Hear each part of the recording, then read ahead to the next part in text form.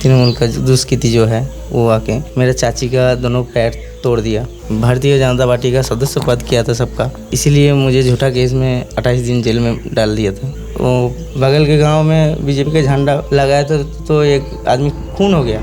21 में जब मेरा घर में छोटा बच्चा था और बूम यहाँ चारों तरफ बूम मर रहा था, घर में बच्चे रो रहे थे।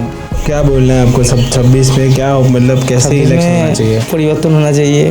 परिवर्तन अगर नहीं होगा तो ये जिंदगी का आखिरी निर्वाचन है। हमारे का जीने का कोई कुछ भी नहीं मिलेगा इस इलेक्शन अगर हम हार जाएंगे तो। ये ज़िंदगी का लड़ाई है, आखिरी लड़ाई है।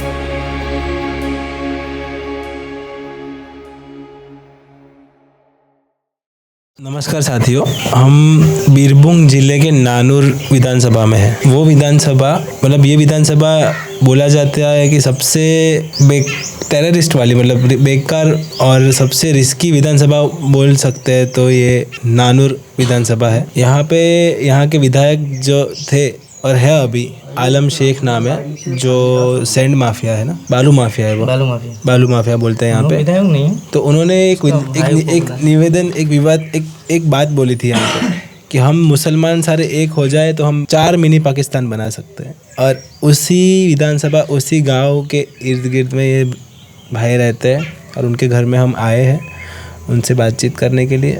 ये एक भारतीय नागरिक पहले है, बाद में कार्यकर्ता है बीजेपी के। ऐसी वातावरण ऐसी जगह पे एक कार्यकर्ता खाली एक बीजेपी का टैग भी रखना बहुत बड़ी बात है मेरे हिसाब से। तो मैं तो यहाँ पे घूमूंगा ना तो मैं किसी को बोल नहीं पाऊंगा कि मैं बीजेपी का कार्यकर्ता हूँ, ऐसा मतलब मैं तो। और इनका तो खुद के घर के बाहर बीजेपी का लिखा हुआ है, समझो ये डिफरेंस समझो। ऐसा है तो आज हम उनसे बात करेंगे, उनसे समझेंगे और वो बताएंगे कि उनको क्या क्या कितना उनके ऊपर जुल्म हुआ, एट्रोसिटी हुई है वो तो, पर क्या स्ट्रगल है उनकी। मेरा यहाँ पे काम करना बहुत ही मुश्किल है। 2019 में मैं पहले भारतीय जनता पार्टी का सदस्य पद किया था सबका, इसीलिए मुझे झूठा केस में 28 दिन जेल में डाल दिया था। फिर उसके बाद 2020 में भी एक बार जेल में डाल दिया। मेरे चाची का दोनों पैर तोड़ दिया। पैर क्यों तोड़ दिया? पैर ऐसे हम बीजेपी करते हैं इसीलिए, तृणमूल गुंडा बाहिनी, तृणमूल का दुष्कृति जो है वो आके मुझे मारने की कोशिश किया। मुझे नहीं मिला, इसीलिए मेरा चाची को, मेरा पिताजी को, मेरा पिताजी का एक पैर एक हाथ, मेरा चाची का दोनों पैर तोड़ दिया। फिर मुझे भी जेल में घसीट के हुए लेके गया झूठा केस में, तब भी 28 दिन। उसके बाद मेरा चाचा को 68 दिन जेल में बंद कर दिया था। उसके बाद वोट हुआ, वोट में 21 में जब हार गया उसके बाद भी गाँव छोड़ा। 3 महीने गाँव के बाहर था। ये 21 में जीत गए, फिर आपने गांव छोड़ दिया क्योंकि पता है कि यहाँ पे जीतने के बाद तो वो लोग छोड़ते ही नहीं।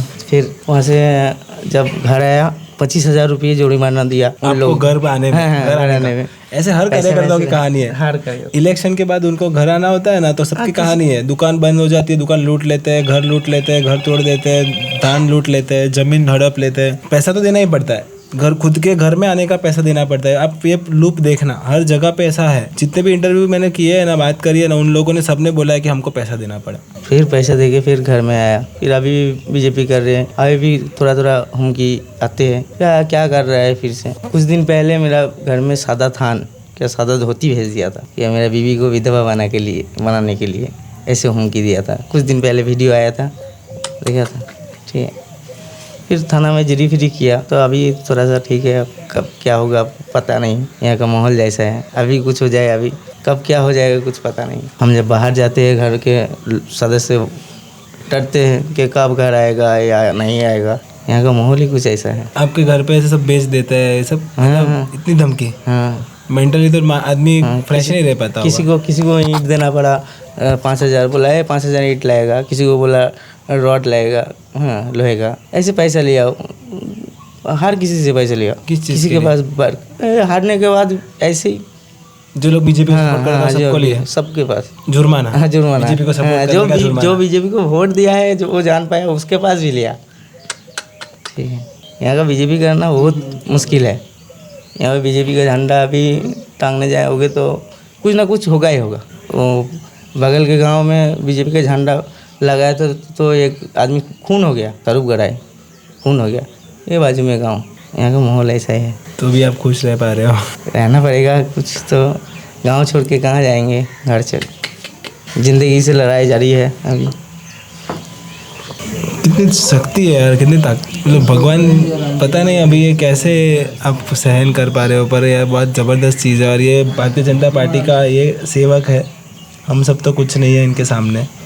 तो शीर्ष नेतृत्व से मैं एक ही प्रार्थना करता हूँ, एक ही चीज़ बोलता हूँ कि जब भी यहाँ पे शासन बने बीजेपी का, तो इन कार्यकर्ताओं को आगे लेके आना जिन लोगों ने देश के लिए योगदान दिया है। देश के लिए योगदान होता है ये।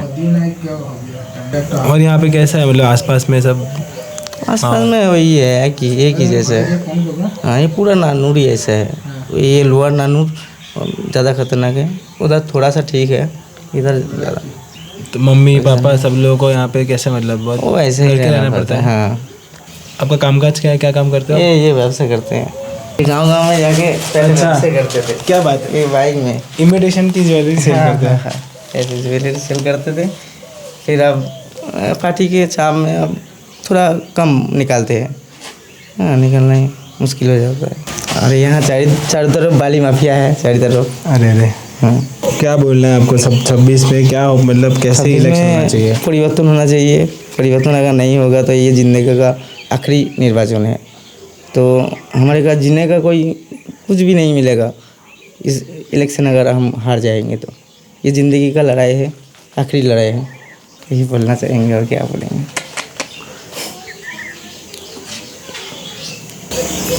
कब कोई इंसान ऐसा बोलेगा कि ज़िंदगी की आखिरी लड़ाई है? कब कोई बोले इतना लेवल का, कब बोलेगा? उसको पता है 26 में अगर हम लोग नहीं आए, बीजेपी नहीं आया, तो यहाँ क्या परिस्थिति हो सकती है। क्योंकि हर साल हर इलेक्शन में उन्होंने झेला है और हर साल वो बच गए हैं। 4 महीना, 5 महीना, 6 महीना, 1 साल घर से बाहर रह के।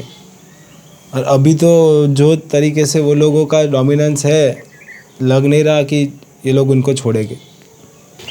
समझ में नहीं आ रहा है दादा, क्या करूँ? पर अभी इस बार अगर जीतना ही पड़ेगा। इस बार नहीं जीतेंगे तो इस बार घर में भी नहीं रह पाएंगे, घर में रहने तो नहीं देंगे। 21 में जब मेरा घर में छोटा बच्चा था और बूम यहाँ चारों तरफ बूम मर रहा था, घर में बच्चे रो रहे थे। हाँ, मेरे को वो, मैं तो भाग गया था।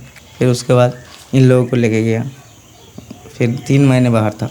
चारों तरफ बॉम्ब फेंक रहे थे। हाँ, किसमें जीतने के बाद में? हाँ, घर के अंदर बच्चे बीवी सब लोग अंदर सबको आप नहीं?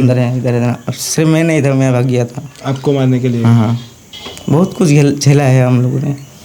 फिर भी आप बीजेपी को अभी भी सपोर्ट कर, मतलब अभी भी धुरंधर योद्धा की तरह। कैसे शक्ति मिलती है? हमको सिखाओ यार, हमको थोड़ा बोलो यार। हम लोग तो, आप बोले सच में कुछ करने, मतलब अब कुछ आएगा ना, बम आएगा, फट के भाग जाके बीजेपी के छोड़ देंगे, बोल देंगे बीजेपी को सपोर्ट नहीं करता, ऐसा बोल सकते हैं। हमारा और चारा भी कोई नहीं है, बीजेपी को लाना ही पड़ेगा।